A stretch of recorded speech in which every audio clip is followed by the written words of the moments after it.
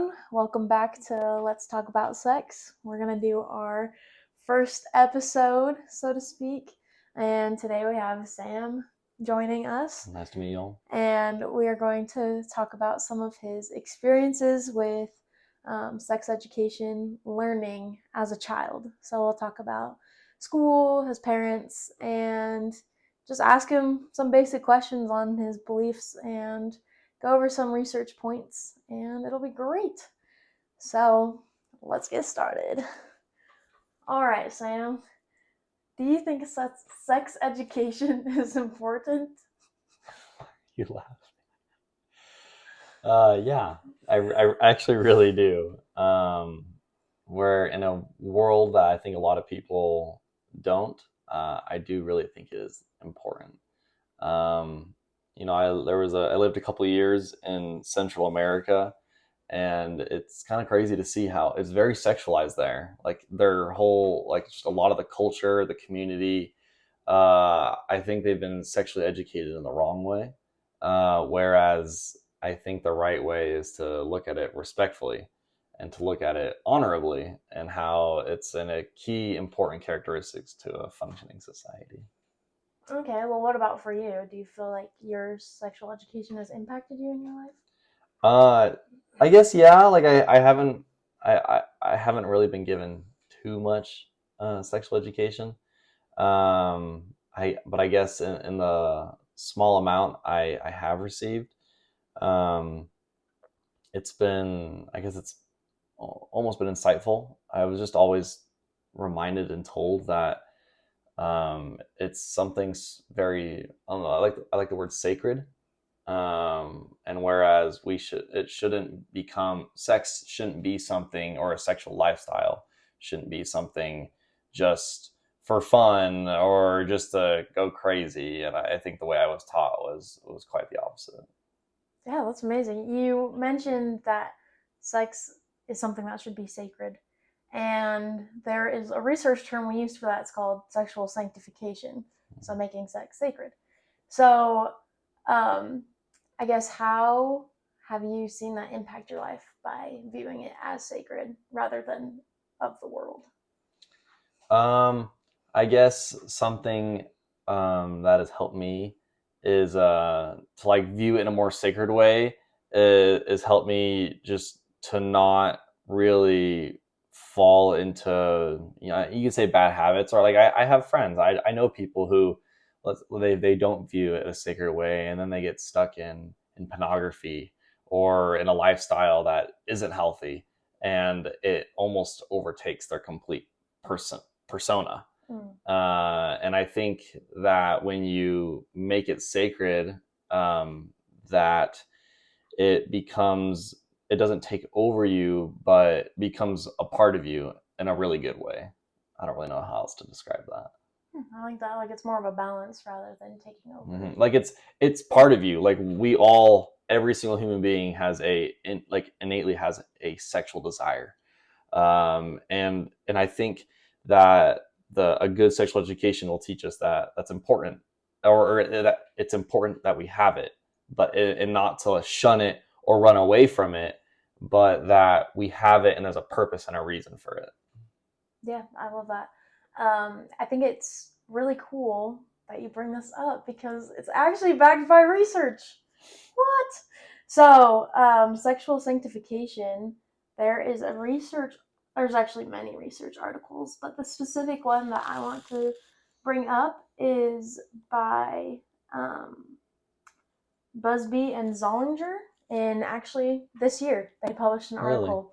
Really? Yeah, and they said that, oh my goodness. How did I? Oh, there it is. Sorry. They said that the sanctification of sex, influenced by sexual satisfaction and harmonious sexual passion, followed by orgasmic consistency and then sexual mindfulness, are all outcomes of sexual sanctification. And so, what they're kind of saying there is that you have better sexual satisfaction when you have sexual sanctification. You have more harmonious sexual passion, which means both of you are feeling that way. And it talks about having orgasmic consistency, which is having orgasms consistently. Obviously, that one's kind of self-explanatory.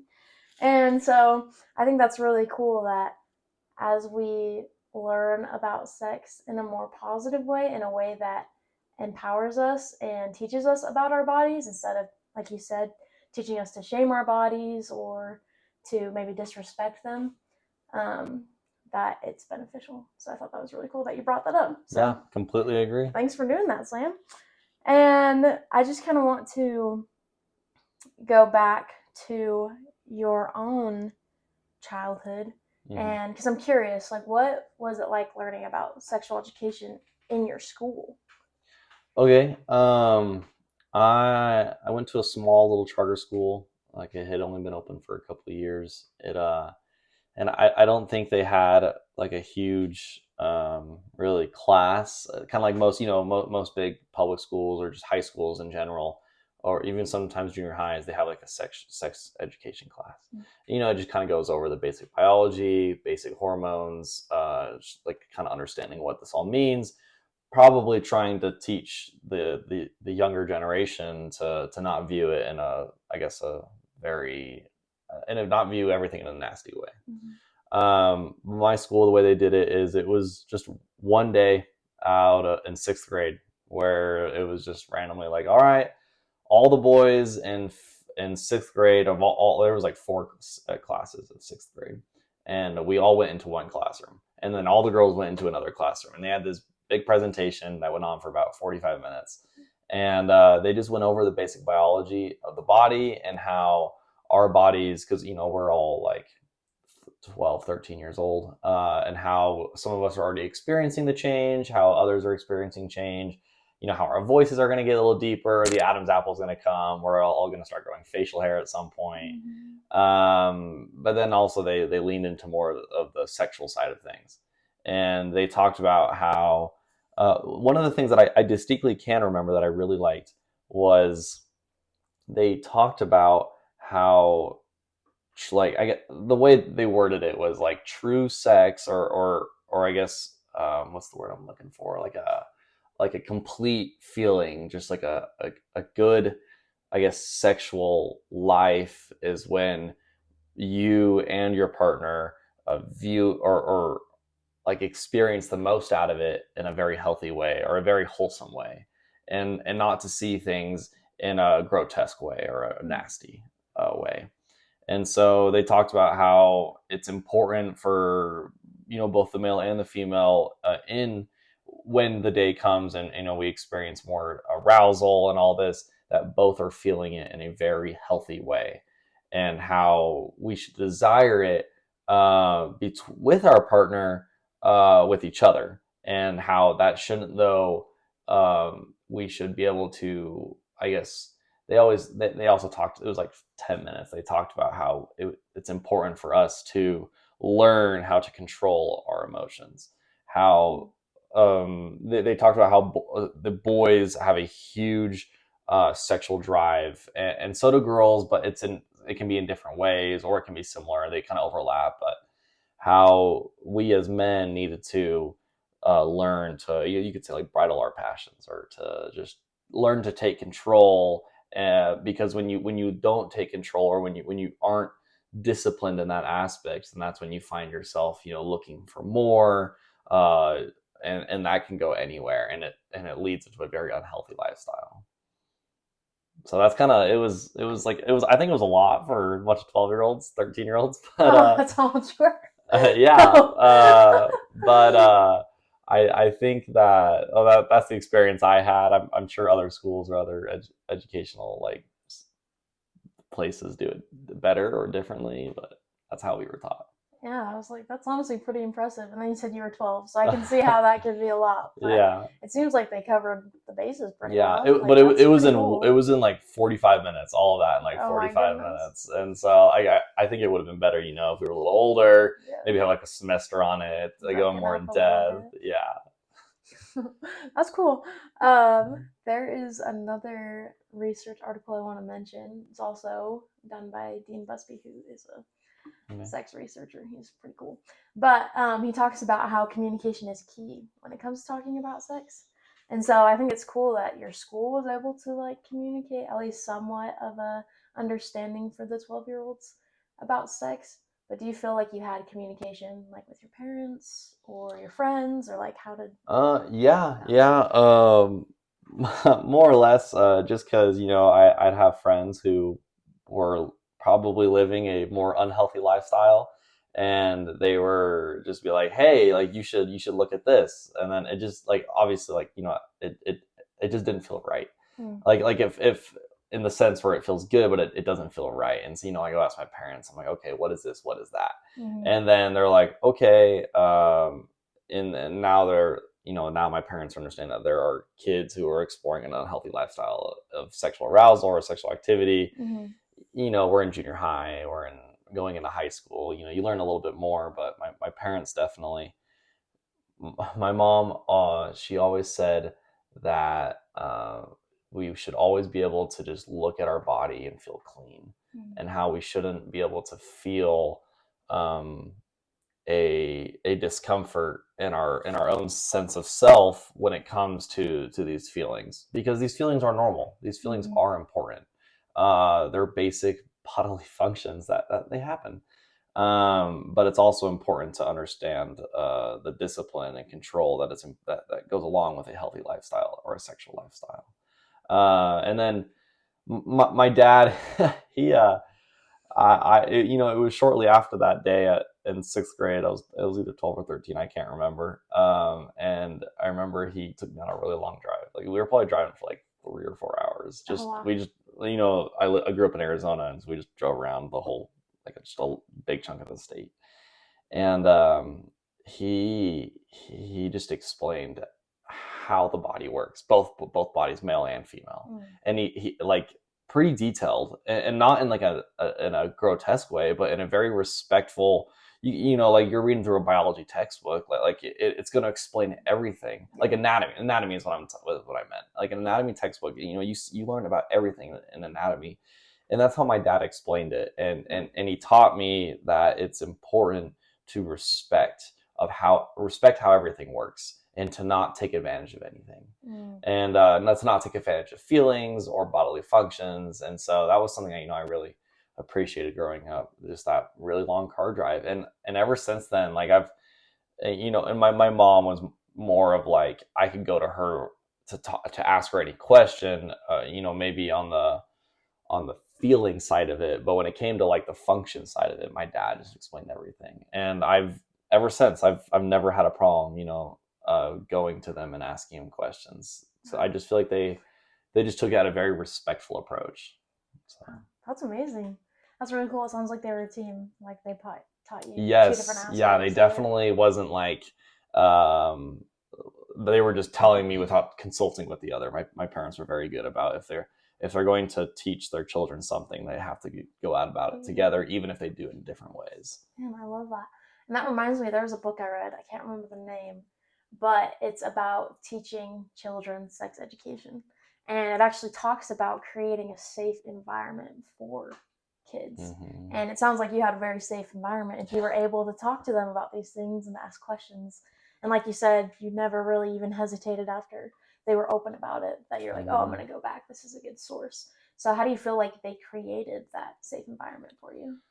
Um, I uh, I think something important that they did was they weren't upset if you had questions. Mm. Um, I feel like well, I don't know.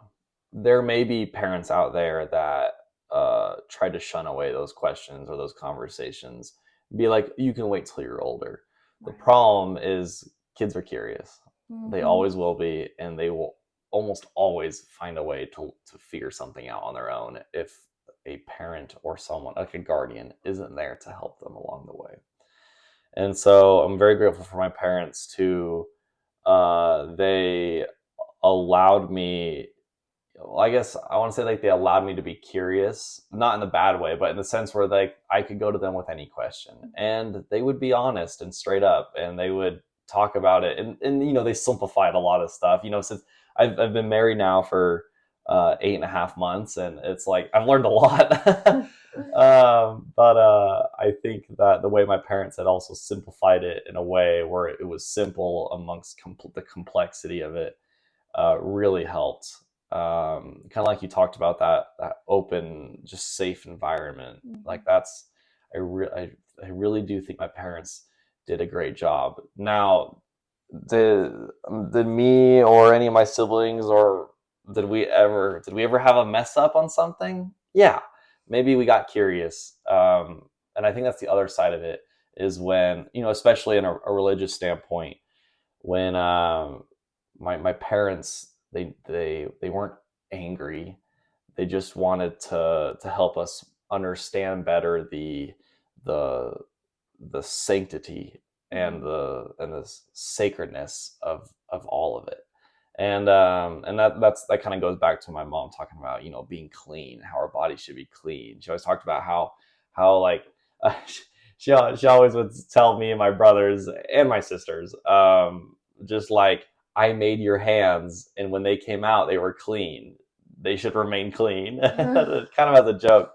But like looking back on that now, it's a really good principle that like at least God sent us here to grow and to learn to be clean amongst a dirty world. And I think my parents uh, facilitated a very good environment where if we got messy, then they were there to help, and they did it in a really good way, where it wasn't shameful and it wasn't mean and it wasn't bullying, but it was love and respect and honesty and and I think to this day, just the way they handled so many of those things and just so many things, like my parents were my best friends, but also they brought me and my siblings closer together because we facilitated a very honest and open like family.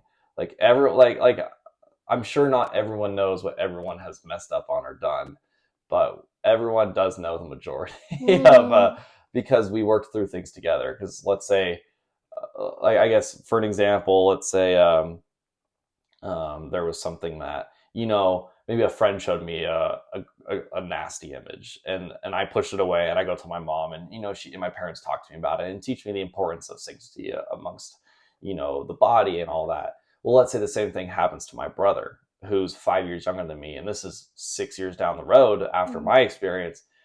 My parents aren't just going to talk to them; they're going to pull me in so I can explain the importance of not falling into those habits or not falling into that lifestyle. And so that was just a way that my parents also facilitated that and fostered that relationship, not only between us and our parents, but between us and our siblings, to just uphold one another and hold each other accountable. Like all of us are accountability partners for one another, and we still call like a couple times a month and just talk and just make sure everyone's doing okay. So Wow, that's really cool. sorry, that was a little long. No, that's amazing. It's always cool to hear about families who are there for each other and not just only there, but a support. Yeah. Right? Because you can just be a body there and be like, yeah, we're siblings. Yeah. And then that's it. But I think that's really cool how you kind of all were brought together and worked together to overcome hardship. And it's really beautiful. If I can be tearful a little bit, actually. So, we need to talk about something else. But I love how, sorry. I'm talking about sex. I'm just kidding. How your parents created like good boundaries too. Like you said, they're like your best friends, and they're also that authority figure, right? That you can go to for help, and that they'll guide you to where you want to be. So, with that being said, you have a baby on the way. That is Congratulations. True. Thank you. Yeah, we're expecting in October. That's so exciting. Yeah. So what are some things that you want to take into being a father and teaching your kid? Oh, I've had this conversation with my dad recently of I asked them I tell them I swear you guys did a perfect job, and they just made it seem so amazing. But it's interesting to hear my sorry. It's interesting to hear my parents' perspective of how they felt like they didn't do a very good job, and they're just grateful that everything is like that all me and my siblings are still such best friends, and with them, and how I don't know, my dad is I don't know if this answers your question directly, but my my dad has this philosophy or this saying, that you just pay it forward to your kids. And there has been time and time again where my parents, or my dad especially, has helped me on something or just got me through something, and been by my side. And I asked him, like, how can I pay you back? And he always says, you don't have to pay me. Sorry. He says, you just have to pay it forward to your own kids. And so I guess taking it to now answer your question, I just want my kids to know that they are so loved, and that they can come to their parents for anything. That curiosity should be fostered in a healthy environment, and that answers should be that there shouldn't be shunned away, or shame, or bullying, or or we shouldn't procrastinate these conversations with our kids. Our kids should not only understand the function of the body, but they should understand the reason of the body. They should understand of the healthy, of just God-given reasons of why we're here, and how the male and female body go together, and how they individually work too, and not only function wise, like I was saying, but in a sexual awareness wise. So I think it's so important, and I think my parents did a great job. And so I want to be able to, foster a similar environment. Obviously, working very hand in hand with my wife. She's amazing, and sorry,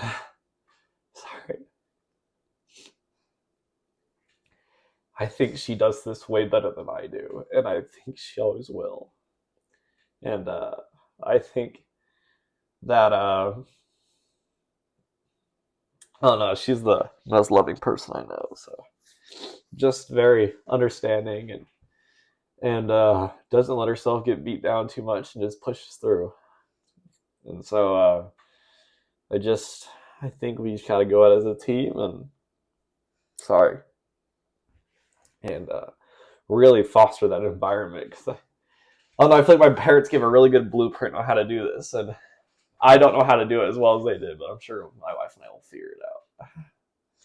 Yeah, I think that's beautiful. You brought up as a team, and the way that you can be a team is through that communication, right? So, communication amongst parents will help lead to better communication amongst their children. So, I think that's really cool. And you had, sounds like, wonderful examples of parents who work together to teach their kids. Yeah. And so, yeah, I want to thank you for being here today. That's all we have time for, but Sounds good. you're amazing, Sam. Thanks for coming Well, on. thank you for having me on. I appreciate it. Yep. And we'll catch y'all next week for our next episode. I don't know.